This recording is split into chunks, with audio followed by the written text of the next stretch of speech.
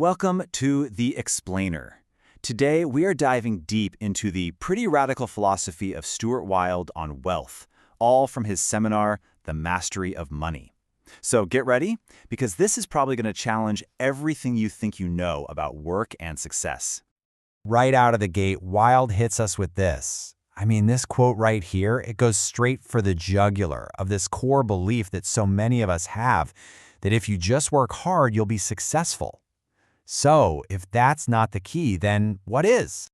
Well, that brings us to our first section, Wilde's esoteric view of money.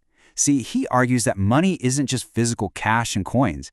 He sees it as a form of energy, something you have to attract, not something you go out and chase. And that idea, well, it just completely reframes the entire goal. So instead of scratching and clawing for your little piece of the pie, Wilde's saying, hey, just focus on raising your own internal life force. In this view, wealth just becomes this natural side effect, a consequence of you becoming a more powerful, creative, and service-oriented person. But here's the catch. Before you can even start attracting this energy, Wilde says you have to wake up to a pretty harsh reality. As he puts it, the world just isn't designed for you to be rich. You have to understand the systems that are actively in place to keep you just scraping by. And that's a perfect lead-in to Section 2, the system holding you down. He describes this whole thing as a prison with two walls. One is external, built by society, and the other, that one's internal, built by your very own beliefs. Let's start with that outer wall. So first up, we have that external prison wall. For Wilde, this is the global financial system. He says it's not this open field of opportunity we all imagine. Nope, it's a closed loop, and it's not designed for you to get ahead. It's designed for control. So who's in control, you ask? Well, according to Wilde, and this is a pretty wild claim, it's run by about 1,000 interconnected families. He argues this whole structure is basically engineered to keep the average person on a hamster wheel. You're fed just enough so you don't start a revolution, but never ever enough to actually get ahead. All right, let's talk about that second wall. Wilde says this one is actually way more powerful. And why? Because you're the one who builds it. It's all those limiting beliefs about money that have been programmed into us pretty much from the day we were born. Just think about some of the phrases we hear all the time. Save for a rainy day. What does that do? It basically programs you to expect a disaster. Or filthy rich. That makes wealth sound dirty, right? His whole point is that these little phrases that create this internal energy of lack, of scarcity, and that energy gets reflected right back at you in your real-world finances.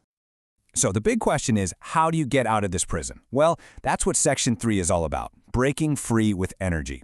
And his strategy, it's not about fighting the system head-on. You're not going to win that way. Instead, it's about raising your own personal energy so high that you basically just transcend the whole thing. You start operating on a completely different level. And you can really see the difference between the two mindsets here. On one hand, you've got the conventional path. It's all about scratching and biting, competing for a limited pie, a zero-sum game. But then you have the esoteric path. And on this path, wealth is infinite. Your success doesn't take anything away from anyone else. In fact, it actually creates more opportunities for everybody. And to make this idea a little more concrete, Wilde uses the analogy of an apricot tree. It just pumps out hundreds of apricots, way more than anyone could possibly eat, and it doesn't struggle to do it. Wilde says that is nature's default setting, absolute radical abundance. And we can tap into that very same principle. Okay, so this all sounds great, right? But how do you actually, apply this stuff to make real money? And that's where our final section comes in, abundance through true service.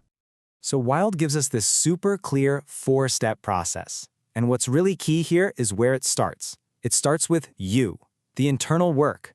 You don't chase customers, you work on yourself until your personal energy becomes so magnetic that people and opportunities just naturally start showing up. And then, only after that happens, do you present them with an organized way to exchange value.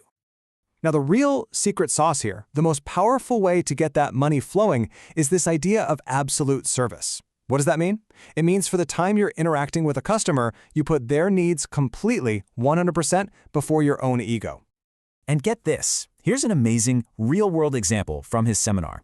So a waiter comes up to him and asks, hey, what's the secret to getting more tips? Wilde tells him, just practice this idea of absolute service. Well, that very same day, the waiter almost quadrupled his personal best for tips in a single shift. He didn't work any harder. He just changed his energy and his focus. Wow. And this all leads to Wilde's final point about what money really is. It's not something you should pile up and hoard. He says it's like manure. You know, if you pile it up, it stinks. But if you spread it around, it makes things grow. It's all about keeping that energy flowing through service, earning, and yeah, even spending. That's what makes things grow for everyone. So that leaves us with one final and pretty deep question to think about.